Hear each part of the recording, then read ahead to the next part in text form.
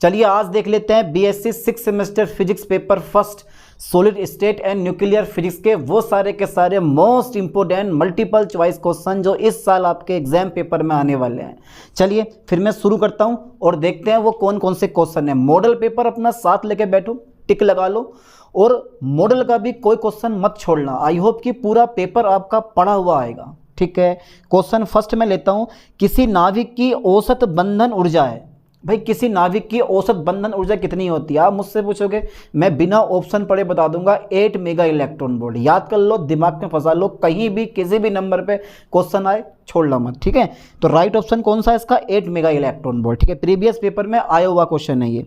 अच्छा question number 2 है मेरा, ड्यूट्रॉन में बाध्य एकल अवस्थाओं की संख्या है। ड्यूट्रॉन में बाध्य एकल अवस्थाओं की संख्या है। भैया ड्यूट्रॉन में बाध्य एकल अवस्थाओं की संख्या कितनी होती है, ए पे लगा दो 1 होती है।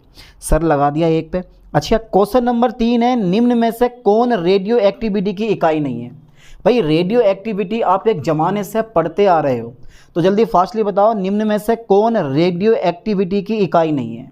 तो क्यूरी, ठीक है रदरफोर्ड भी है और बैकुरल भी है, लेकिन सी जो है नहीं है, ठीक है। लाइन पे ध्यान देना, CAMU की फुल फॉर्म बताओ, एटॉमिक मास यूनिट, यही तो होती है। ये एटॉमिक मास यूनिट जो होती है वो रेडियो एक्टिविटी की यूनिट नहीं होती है। ये बात बहुत बढ़िया बताई है सर आपने, इस बात पे तो सर आपकी तारीफ़ है। अच्छा ज़रा मुझे बताओ क्वेश्चन नंबर 4, किसी रेडियो एक्टिव नमूना, आय हाय हाय क्या बल आया एक नमूने, किसी रेडियो एक्टिव नमूने का अर्धआयु निर्भर करती है। अच्छा ताप पर, पदार्थ की प्रकृति पर, दाब पर, ऊपर सभी पर, तो ये हमेशा पदार्थ की प्रकृति पर डिपेंड करती है। Am right, okay sir right, आगे बढ़ा दो। अच्छा क्वेश्चन नंबर हमारा 5 है, बेटा जरा ध्यान से देखना क्वेश्चन 5 को। यदि m परमाणु भार एवं परमाणु संख्या है, बाप रे बाप, यदि m परमाणु भार एवं z परमाणु संख्या, यहाँ पे z आना चाहिए था, ठीक है। m परमाणु भार है और z होना चाहिए था, या a होना चाहिए था, a परमाणु संख्या है, तब m माइनस के a अपॉन a, तब m माइनस के a अपॉन a कहलाता है। थोड़ा सा क्वेश्चन गड़बड़ हो गया, लेकिन इस क्वेश्चन का राइट ऑप्शन जो है ना हमारा वो कौन सा है, a नंबर है, संकुलन गुणांक, ठीक है ओके। अच्छा मैं ध्यान देना, मैं क्वेश्चन नंबर 6 ले रहा हूँ, नाभिकीय त्रिज्या अनुपातिक होती है। तो ये आपको पता होना चाहिए कि अगर मैं नाभिक की त्रिज्या निकालूं, r is directly proportional to a की पावर 1/3 होता है, यही तो होता है। तो इसमें ढूंढ लो a की पावर 1/3 कहाँ पर है, जल्दी से देखो जल्दी, और वहीं पे टिक लगा दो कि जो नाभिक त्रिज्या जो होती है, नाभिक की त्रिज्या या नाभिकीय त्रिज्या, वो अनुपातिक होगी a की पावर 1/3 के। इसका मतलब है B जो है राइट ऑप्शन है, a की पावर 1/3 लगा दो। सारे क्वेश्चन पढ़ाए हैं, ठीक है। क्वेश्चन 7 है हमारा, नाभिक का घनत्व किस कोटि का होता है। देखो जितने भी नाभिक होते हैं ना, सबका घनत्व लगभग समान होता है, 2.3 × 10⁻17 किलोग्राम पर मीटर क्यूब। तो 10⁻17 यानी कि 10⁻17 के आसपास में देख लो। देखो 10⁻24 है, 10⁻12, 10⁻17, 10⁻3 है। तो राइट ऑप्शन कौन सा, सी नंबर 10⁻17 की कोटि का होता है हर एक नाभिक का घनत्व। बस थोड़ा बहुत अंतर आया, इतना सा अंतर हो सकता हुआ तो। अच्छा ये बताओ मुझे बेटे, न्यूक्लियॉन क्या होते हैं। अच्छा आपने ये बताओ, ठीक है, ये तुमने पढ़ा कि परमाणु के 3 मौलिक कण होते हैं। हाँ सर 3 मौलिक कण होते हैं, proton, electron, neutron. Proton neutron कहाँ होते हैं, नाभिक में होते हैं। इलेक्ट्रॉन नाभिक के चारों तरफ चक्कर लगाता है। प्रोटॉन न्यूट्रॉन कहाँ होते हैं बेटे, नाभिक में होते हैं, तो उन्हीं तो आप न्यूक्लियॉन कहते हो, उन्हीं तो आप क्या बोलते हो, न्यूक्लियॉन कहते हो। और न्यूक्लियॉन की संख्या को आप द्रव्यमान संख्या कहते हो। इसका मतलब है राइट ऑप्शन कौन सा है हमारा, यहाँ पर आप टिक लगा लो, न्यूक्लियॉन है, प्रोटॉन व इलेक्ट्रॉन, न्यूट्रॉन व इलेक्ट्रॉन, प्रोटॉन व न्यूट्रॉन। तो यहाँ पे सी नंबर पे टिक लगाओ, आप बेझिझक लगाओ, ठीक है, डरने की जरूरत नहीं है जब मैं आपके साथ हूँ तो। अच्छा क्वेश्चन नंबर 9 है, न्यूक्लियॉन नाम दिया जाता।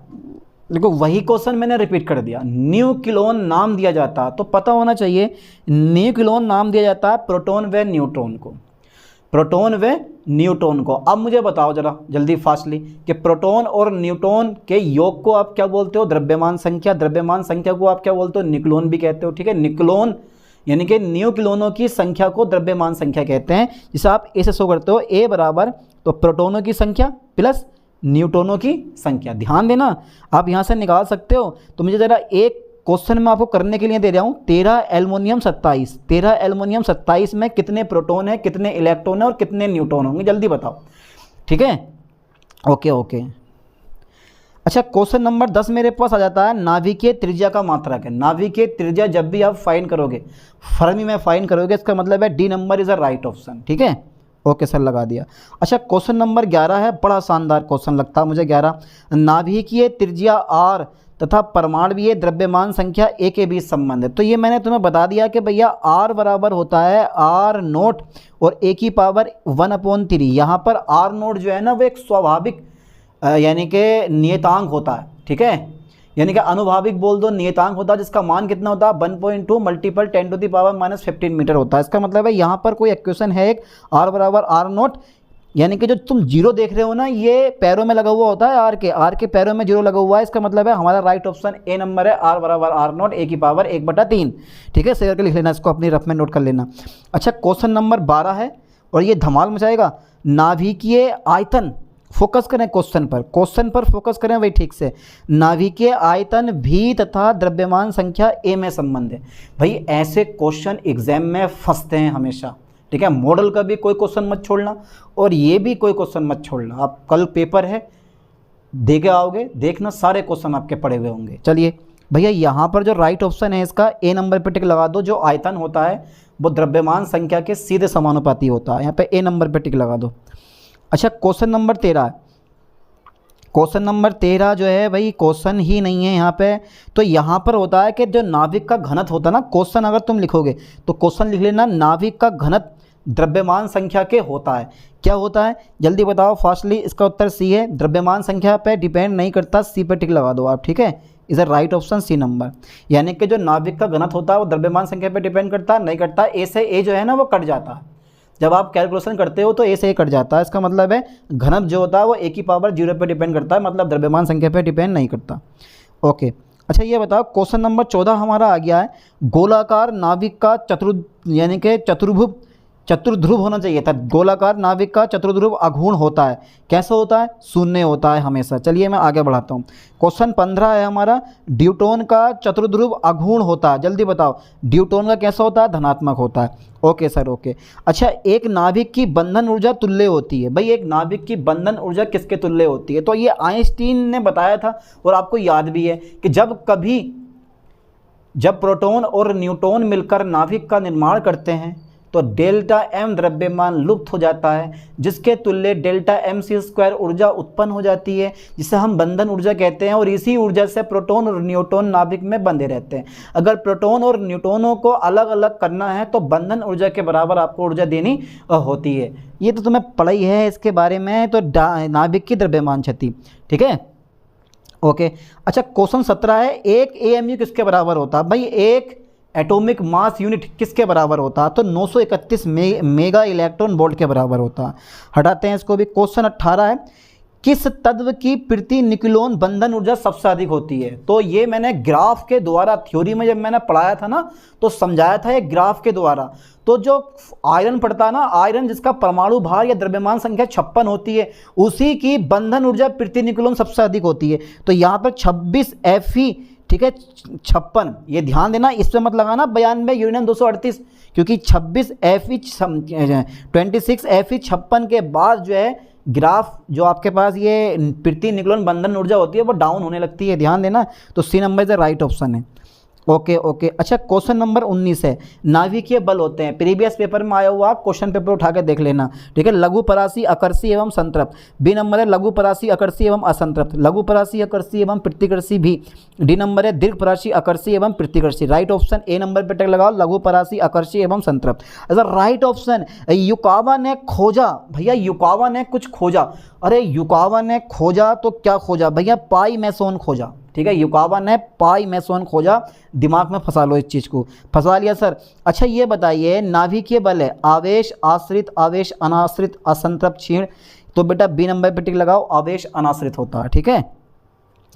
क्वेश्चन नंबर 22 है, ड्यूटोन नाभिक की बंधन ऊर्जा लगभग है। ड्यूटोन के पिछली बार 2 क्वेश्चन पूछे थे। मैं तो ये सोच रहा था, मैंने कि यार ड्यूटोन से क्वेश्चन कैसे पूछ लेगा, इतना इंपॉर्टेंट टॉपिक नहीं होता। तो इस बार मैंने 3 से 4 क्वेश्चन ड्यूटोन के लिए हैं। जल्दी बताओ ड्यूटोन नाभिक की बंधन ऊर्जा लगभग कितनी होगी? भाई 2 मेगा इलेक्ट्रॉन वोल्ट होगी।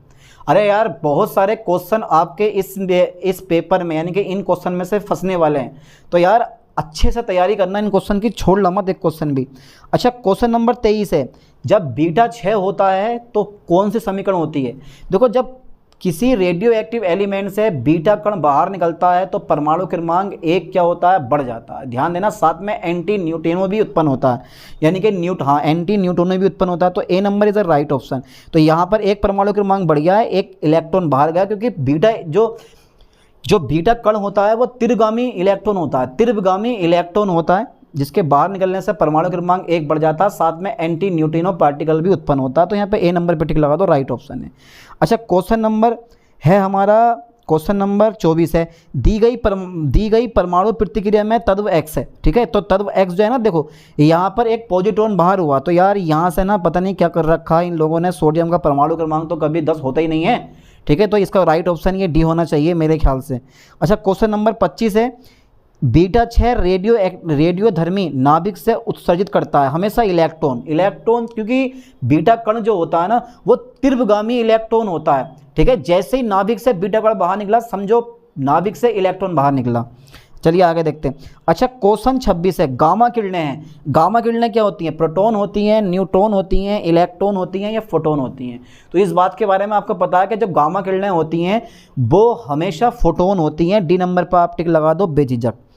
अच्छा अगर इसकी जगह ना फोटोन की जगह वो विद्युत चुम्बकीय तरंगें देता तो वो भी राइट है, प्रकाश तरंगें देता वो भी राइट है, ठीक है। ओके क्वेश्चन नंबर है हमारा, देखो फिर से अगेन वही क्वेश्चन आ गया, बीटा कण है, इलेक्ट्रॉन प्रोटॉन न्यूट्रॉन इनमें से कोई नहीं। तो मैंने बता दिया आपको जो बीटा कण होता है बट्टा वो इलेक्ट्रॉन होता है। अच्छा अल्फा कण है, प्रोटॉन है, हाइड्रोजन नाभिक है, आयनित हीलियम परमाणु है, इलेक्ट्रॉन क्या है। तो तुम्हें पता होना चाहिए। देखो अगर मैं आपसे ये पूछूं कि भाई हीलियम परमाणु और अल्फा कण में क्या अंतर है, तो आपका राइट ऑप्शन क्या होना चाहिए। तो आप बोलोगे कि सर जो अल्फा पार्टिकल होता है ना, अल्फा कण वो हीलियम परमाणु का नाभिक होता है, और हीलियम जो होता है ना वो परमाणु होता है प्राकृतिक। इस लाइन पे ध्यान देना, ये बहुत बड़ा अंतर होता है। तो अल्फा कण पर +2 ही चार्ज होता है। तो राइट ऑप्शन कौन सा है, आयनित, सी नंबर, आयनित हीलियम परमाणु। अल्फा कण क्या होता है, हीलियम परमाणु का नाभिक होता है। अच्छा क्वेश्चन नंबर 29 है हमारा, गामा किरणें धनात्मक होती हैं, धनात्मक आवेशित, ऋणात्मक आवेशित या विद्युत उदासीन होती हैं। जल्दी बताओ गामा किरणें कैसी होती हैं। भाई गामा किरणें विद्युत उदासीन होती हैं। अल्फा कण पर पॉजिटिव चार्ज होता है, बीटा कण पर नेगेटिव चार्ज होता है। तो सिंपल सी बात है, गामा कणों पर कोई आवेश नहीं होता, और गामा कण नहीं गामा किरणें होती हैं। तो गामा किरणें जो होती हैं वो अल्फा कण और बीटा कण दोनों के साथ क्या होती हैं, उत्सर्जित होती हैं। ये खास बात है यार, इसमें कैसे समझाऊं आप लोगों को। तो सी नंबर पर टिक लगा दो, विद्युत उदासीन होती हैं। अच्छा क्वेश्चन नंबर 1 है, ए क्यूरी, ये पेपर में आता है और इस बार ध्यान से देखना, ये पेपर में फंसेगा। ए क्यूरी सक्रियता का अर्थ है 3.7 × 10⁻10 बिगटन पर सेकेंड। तो राइट ऑप्शन है ए नंबर है, राइट। क्वेश्चन नंबर 31 है, अर्धआयु टी व 6 नियतांक में संबंध होता है। यहाँ पे 2 गलत लिख दिया, ठीक है, यहाँ पर ये 2 नहीं आना चाहिए था। अर्धआयु व 6 नियतांक में संबंध है। भाई अर्धआयु और 6 नियतांक में सिर्फ एक ही संबंध होता है, λT बराबर log E2 होना चाहिए था, यहाँ पे E नहीं दे रखा, ठीक है। तो λT = log E2, right option है मेरे पास, सी पे टिक लगा दो। अच्छा क्वेश्चन 32 है, किस रेडियो एक्टिव नमूने का अर्थ आयु काल निर्भर करता है। यार किस रेडियो एक्टिव नमूने का अर्थ आयु काल पर निर्भर करता है, ऐसा होना चाहिए था। ताप पर, दाब पर, पदार्थ की प्रकृति पर, इनमें से कोई नहीं। तो बेटे डिपेंड करता है पदार्थ की प्रकृति पर, ठीक है, ठीक है। तो क्वेश्चन नंबर 33 है, किसी रेडियो एक्टिव पदार्थ का 6 नियतांक 1.5 × 10⁻⁻9 प्रति सेकंड है, ठीक है। तो इसकी औसत आयु सेकंड में होगी। ध्यान देना, राइट ऑप्शन पे टिक लगाओ, C number, C number is the right option. चलिए मैं आगे बढ़ाता हूँ इस चीज़ को। क्वेश्चन नंबर 34 हमारा आ गया, अर्थ अनुभवजन्य क्रिया यानी कि द्रव्यमान होना चाहिए था यहाँ पे, ठीक है। अर्थ अनुभवजन्य द्रव्यमान सूत्र निम्न को ज्ञात करने के लिए किया जाता है। तो बेटे नाभिक का द्रव्यमान और बंधन ऊर्जा, ठीक है, पेपर में आता है, थ्योरी में बहुत इंपॉर्टेंट है। क्वेश्चन नंबर 35 है, नाभिकीय विखंडन समझाया जा सकता है हमेशा तरल बूंद मॉडल से। ये क्वेश्चन भी देखना आप, तरल बूंद मॉडल की सहायता से आप नाभिकीय विखंडन को समझा सकते हो। Okay sir. अच्छा क्वेश्चन नंबर 36 है, निम्न में से कौन सी जदोई संख्या नहीं है। तो ये आपको पता होना चाहिए, जदोई संख्याएं कौन कौन सी होती हैं, याद कर लो। एक तो 2 जदोई संख्या से हर साल 2 से 3 क्वेश्चन पूछेगा, और इस साल भी पेपर में आएंगे। 2 होती है, 8 होती है, ठीक है। 2 यानी कि 2, 8, 16, ठीक है। 7 होती हैं, 2, 8, 16, 20, ठीक है। फिर तुम्हारे पास 28 होती है, फिर तुम्हारे पास 50 होती है, फिर तुम्हारे पास होती है 82, उसके बाद में होती है 126। कितनी हो गई? 1 2 3 4 5 6 7 8, तो 2 8, ठीक है, 8 भी होती है, 16, 2 8 20 होती है, 16 नहीं होती, ठीक है। इसे काटो, इसे काटो तुम, 16 नहीं होती है, लाइन पे ध्यान देना, ये 16 नहीं होती, खाली 2 8 20 28 50 82 और 126 होती हैं, ठीक है। ये लाइन पे ध्यान देना, 2 8 20 28 50 82 और 126, ये 7 जो होती हैं वो मैजिक नंबर होते हैं। चलिए अब देख लेते हैं आगे। ओके ओके ओके, अब देख लेते हैं आगे। तो कौन निम्न में से कौन जादुई संख्या नहीं है? तो बेटे एक संख्या ऐसी है इसमें 128, यही जादुई संख्या नहीं है। हाँ सर यही नहीं है, आगे बढ़ाते हैं। अच्छा क्वेश्चन नंबर 37 है, नाभिक का विखंडन इसमें निम्न की बमबारी से किया जाता है। तो नाभिक का विखंडन जब भी करना होगा ना आपको न्यूटन की बमबारी करनी पड़ेगी, बिना न्यूटन की बमबारी के ना होने वाला भैया। अच्छा नया क्वेश्चन है मेरा, सौर ऊर्जा का मुख्य स्रोत है। बेटे नाभिकीय संलयन, विखंडन, रासायनिक अभिक्रिया, तो बी नंबर पर टिक लगा दो। नाभिकीय संलयन जो होता है ना वो सौर ऊर्जा का मुख्य सोर्स होता है। मैं आगे क्वेश्चन नंबर 39 लेता हूँ। न्यूट्रॉनों का उत्सर्जन होता है गामा 6 में, अल्फा 6 में, बीटा 6 में और तुम्हारे पास इलेक्ट्रॉन कैप्चर में। तो सी नंबर पर टिक लगा दो, बीटा 6 में।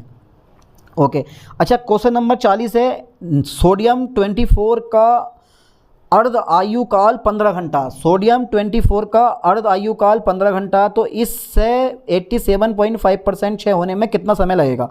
45 घंटे, ठीक है। लगा दो टिक बेझिझक, लगा दिया सर बेझिझक, ओके सर। अच्छा क्वेश्चन नंबर 41 है हमारा, श्रृंखला अभिक्रिया के निर्माण के लिए रेडियो एक्टिव क्षय का आकार होना चाहिए क्रांतिक आकार से बड़ा। लो ऐसे क्वेश्चन पेपर में पूछता है, क्रांतिक आकार से बड़ा होना चाहिए। Okay sir. अच्छा क्वेश्चन 42 हमसे पूछ रहा है, निम्न में से कौन राशि नाभिकीय अभिक्रिया में संरक्षित रहती है? भाई निम्न में से कौन सी राशि नाभिकीय अभिक्रिया में संरक्षित रहती है? परमाणु संख्या कभी नहीं बदलेगी, स्पिन एवं सांख्यिकी बदलेगा नहीं, आवेश, और D number is a right option, ऊपर सभी। अच्छा क्वेश्चन नंबर 43 है, जादुई संख्या वाले नाभिक का चतुर्ध्रुव आघूर्ण होता है, बहुत कम होता है, ठीक है, बहुत कम। Okay sir. क्वेश्चन नंबर 44 है, निम्नलिखित में से मैजिक संख्या बताओ जल्दी। मैंने बता दिया 2 8 20 2 8 20 28 50 82 126 मैजिक नंबर होते हैं। तो क्या करोगे आप, क्या करोगे इसमें? आप इसमें करोगे आप कौन सी है? देखो इसमें केवल 2 क्या है, एक मैजिक नंबर है, बाकी सब कुछ छोड़ दो। अच्छा क्वेश्चन नंबर 45 है, मैजिक संख्या नहीं है, कौन सी मैजिक संख्या नहीं है? तो बी नंबर पे टिक लगा दो, 52 मैजिक संख्या नहीं है। अच्छा एक क्वेश्चन और है 46वां हमारा, भाई बहुत बढ़िया क्वेश्चन है कि मैजिक संख्याएं हैं, मैंने बोल दिया आपको कितनी, 2 8 20 50 82 126, ये क्या सब मैजिक संख्याएं होती हैं। अच्छा क्वेश्चन नंबर 47 हमारा आ गया, नाभिकीय कोष मॉडल व्याख्या करता, बहुत बहुत इंपॉर्टेंट क्वेश्चन है। ये तुम क्वेश्चन देख रहे हो ना, ये वाला, ये नाभिकीय कोष मॉडल व्याख्या करता है। तो नाभिकीय कोष मॉडल किस चीज की व्याख्या कर सकता है? तो वो एक ही होती है, मैजिक संख्याओं की व्याख्या करता है, ठीक है। मैजिक संख्या क्या होती है, क्या बताती हैं? अरे यार यही तो क्वेश्चन आप बनते हैं। कोष मॉडल क्या बताता है आपको? कोष मॉडल मैजिक संख्या भी बताता है और उसका स्पिन भी बताता है, यानी कि आप दोनों पे टिक लगा दें, ठीक है, ए और बी दोनों। अच्छा क्वेश्चन नंबर 49 है, प्राकृतिक रेडियो एक्टिवता की खोज की थी वैकुरल ने।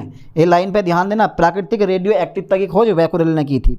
अच्छा क्वेश्चन नंबर हमारा 50 आ गया, यानी कि द्वि मैजिक संख्या वाला नाभिक है, यानी कि वो नाभिक जो द्वि मैजिक नंबर शो करता है। जल्दी बताओ कौन सा नाभिक है जो द्वि मैजिक नंबर शो करता है? अरे यार सर 8 ऑक्सीजन 16 जो होता है वो द्वि मैजिक नंबर शो करता है, ठीक है, डबलेट बोलते हैं इसको, डबलेट मैजिक नंबर। अच्छा क्वेश्चन एक ट्रिपलेट मैजिक नंबर भी आता है। क्वेश्चन नंबर 51 है, सूर्य में ऊर्जा प्राप्त होती है विखंडन से, संलयन से। तो सूर्य में जो ऊर्जा मिलती है हमें वो हमेशा संलयन से मिलती है, ठीक है, ओके। अच्छा एक क्वेश्चन और है 52वां, बड़ा शानदार क्वेश्चन है, ये पेपर में आता है, कई बार रखा हुआ मिला है, इसलिए जब एक इलेक्ट्रॉन यानी कि एक पॉजिट्रॉन और एक इलेक्ट्रॉन, ठीक है, जब यानी कि इलेक्ट्रॉन व प्रति इलेक्ट्रॉन मतलब पॉजिट्रॉन होता है के मिलने पर ऊर्जा निकलती है 1.02 मेगा इलेक्ट्रॉन वोल्ट। कहाँ पे? ए नंबर पे टिक लगा दो, 1.02 मेगा इलेक्ट्रॉन वोल्ट, ठीक है। विल्सन क्लाउड चैम्बर पता लगाता, विल्सन क्लाउड चैम्बर किस चीज़ का पता लगाता? जल्दी बताओ, विल्सन क्लाउड चैम्बर किस चीज़ का पता लगाता? ये सर बहुत बढ़िया चीज़ का पता लगाता। अच्छा वो बहुत बढ़िया चीज़ कौन सी है, जल्दी बताओ। वो बहुत बढ़िया चीज़ है ए अल्फा तथा बीटा कण दोनों का, ठीक है, ओके। अच्छा तो क्वेश्चन नंबर हमारा 54 आ गया सर, 54 में क्वेश्चन बता दो बढ़िया करके। बांड ग्राफ है, वैद्युत स्थैतिक त्वरित्र, स्थिर चुंबकीय त्वरित्र, ए और बी दोनों, इनमें से कोई नहीं। तो बेटे राइट ऑप्शन है इसका ए नंबर, ठीक है, वैद्युत स्थैतिक त्वरित्र। सही है सर, लगा दिया हमने भी। अच्छा क्वेश्चन नंबर 56 आ गया नन्हे मुन्ने बच्चों वाला, नाभिकीय बिजली घरों में कौन सी नाभिकीय अभिक्रिया प्रयोग की जाती है।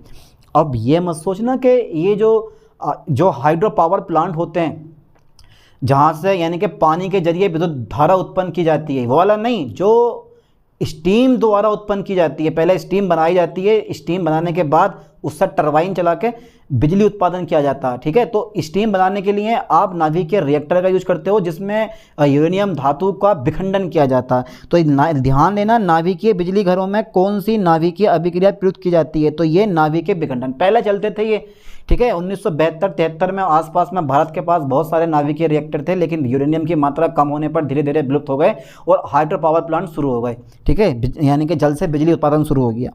आगे बढ़ाता हूँ मैं, क्वेश्चन नंबर 57 हो गया, नाभिकीय रिएक्टर में ग्रेफाइट की छड़ें हमेशा, ठीक है, न्यूट्रॉन को क्या करती हैं, न्यूट्रॉन को मंदित करती हैं। ग्रेफाइट का ना ब्लॉक होता है, न्यूट्रॉन जाता है, टकराता है और मंद हो जाता है, मतलब तीव्रता से गतिमान न्यूट्रॉन को तापीय न्यूट्रॉन में परिवर्तित कर देती हैं। बहुत बढ़िया क्वेश्चन है। क्वेश्चन 58 है, साइक्लोट्रॉन है एक रेखीय त्वरित्र, एक अनुनादी त्वरित्र, एक प्रेरक त्वरित्र या संसूचक।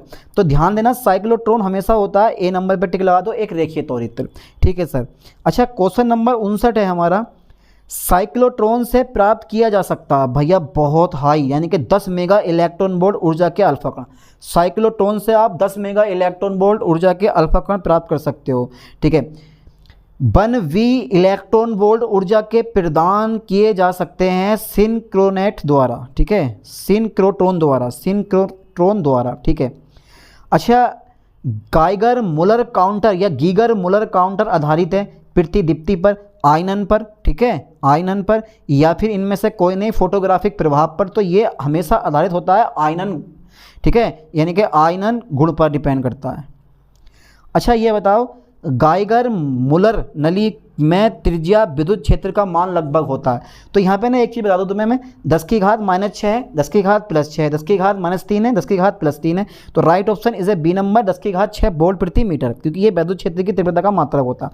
अच्छा क्वेश्चन 63 है, गीगर मुलर गणक को प्रयुक्त करते हैं इलेक्ट्रॉनों की गणना के लिए, बी नंबर पल्स ऊंचाई को ज्ञात करने के लिए, या रेडियो एक्टिव कणों की गणना के लिए, या उपरोक्त सभी के लिए। तो सी नंबर पर टिक लगा दो, रेडियो एक्टिव कणों की गणना के लिए, ठीक है। ओके सर, लगा दिया बेझिझक। क्वेश्चन 64 है नन्हे मुन्ने बच्चों वाला, विल्सन क्लाउड चैम्बर एक उपकरण है जो कैसे कणों के पथ का पता लगाता है, आयनीकरण कणों के, आयनीकृत कणों का, या ऊर्जा के कणों का, या गैस के कणों का, या इनमें से कोई नहीं। तो ये हमेशा आयनीकृत कणों का पता लगाता है। कल पेपर है, अच्छे से पढ़ के जाना, इसका देखा ना क्वेश्चन का आंसर से करके। अच्छा क्लाउड चैम्बर ने क्या खोजा था, 1932 में पॉजिट्रॉन खोजा था। क्लाउड चैम्बर ने 1932 में पॉजिट्रॉन खोजा था। अच्छा क्वेश्चन नंबर 66 है हमारा, निम्न में से कौन सा मूल कण नहीं है। यूनिट 8 आ गई हमारी ये, ठीक है। निम्न में इसे बोलते हैं एलिमेंट्री पार्टिकल्स, निम्नलिखित में से कौन सा मूल कण नहीं है।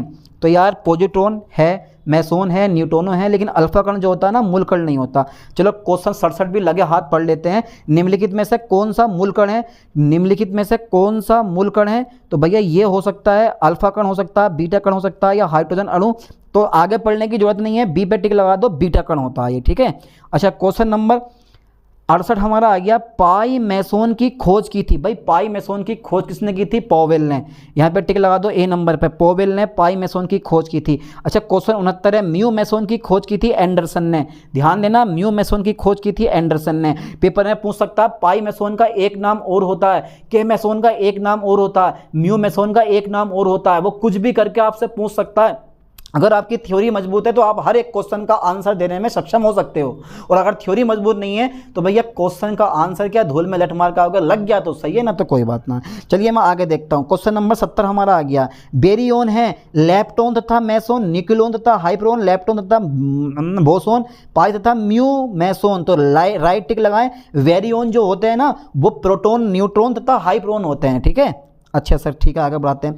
क्वेश्चन 72 मेरे पास, फर्मियोन है। फर्मियोन लेप्टोन तथा मेसोन हो सकता है, नहीं है। बेरियन तथा मेसोन नहीं है। फोटोन तथा ग्रेविटोन नहीं है। बी नंबर पे टिक लगा दो। लेप्टोन और वेरियन दोनों के दोनों क्या होते हैं, फर्मियोन होते हैं, ठीक है सर। अच्छा क्वेश्चन नंबर 73 है कि lepton number L equal to -1 होती है, किस चीज़ की होती है? पॉजिट्रॉन की होती है। 73 में का ए नंबर पे टिक लगा दो। क्वेश्चन नंबर 74 है मेरे पास, लेप्टोन की वेरियोन संख्या होती है, लेप्टोन की बेरियोन संख्या कितनी होती है? भाई लेप्टोन संख्या L बराबर -1 होती है पॉजिट्रॉन की, लेकिन यहाँ पे लेप्टोन की जो बेरियोन संख्या है वो कितनी होती है? लेप्टोन संख्या L बराबर -1, तो लेप्टोन की वेरियोन संख्या तो 0 होती है यार, वेरियोन संख्या 0 होती है। ठीक है, ओके सर ओके। अच्छा क्वेश्चन नंबर 75 है मेरा, वेरियोन किसके समान होता है? बेरियोन जो होता है के मेसोन के समान होता है। ठीक है, लाइन पे ध्यान देना। अच्छा क्वेश्चन नंबर मेरे पास कुछ क्वेश्चन लिए हैं मैंने ये, ठीक है, मॉडल के, इन क्वेश्चनों को भी आप ठीक से पढ़ के जाना। ये बताओ फर्मियोन क्या है? फर्मियोन के मेसोन फर्मियोन है, पाई मेसोन फर्मियोन है, बोसोन फर्मियोन है, तो भैया या फोटोन वे ग्रेविटोन फर्मियोन है या प्रोटोन वे न्यूट्रॉन फर्मियोन है, तो राइट पे तो फर्मियोन जो होते हैं इसमें से डी नंबर लगा दो, प्रोटोन वे न्यूट्रॉन। अच्छा क्वेश्चन नंबर हमारा नया है, बोसोन है, बोसोन क्या है जल्दी बताओ? बोसोन न्यूक्लियन है, हाइप्रोन है, इलेक्ट्रॉन वे न्यूट्रोनो है, पाई मेसोन वे के मेसोन है, तो डी नंबर पर टिक लगा दो, पाई मेसोन वे के मेसोन। दिख रहा है ना आप लोगों को? अरे दिख रहा होगा, बतरी इंटेलिजेंट हो, बतरी आंखें बड़ी बड़ी हैं आपकी।